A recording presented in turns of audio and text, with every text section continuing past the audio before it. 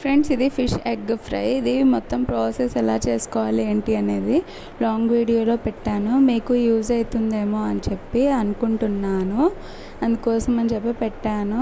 మీరు చేసుకోవాలి అనుకుంటే ఒకసారి ట్రై చేసి చూడండి.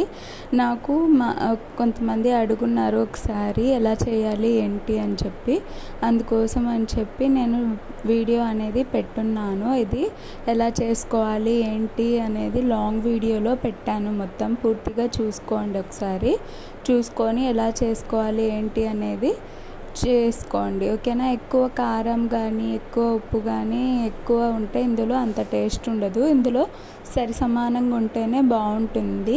ఉట్టిగా అయినా తినేస్తారు పిల్లలకి మంచిగా ఫ్రై చేసి ఇస్తే.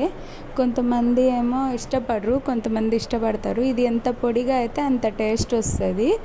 ఫుల్గా పొడిగా అయిపోవాలి. ఇది మామూలు ఎగ్స్ అంటే కొంచెం లావుగా ఉన్నా తినేసేయచ్చు, ముక్కలు పెద్దగా ఉన్నా. ఇది అలా కాదు, నీసు వాసన వస్తుంది.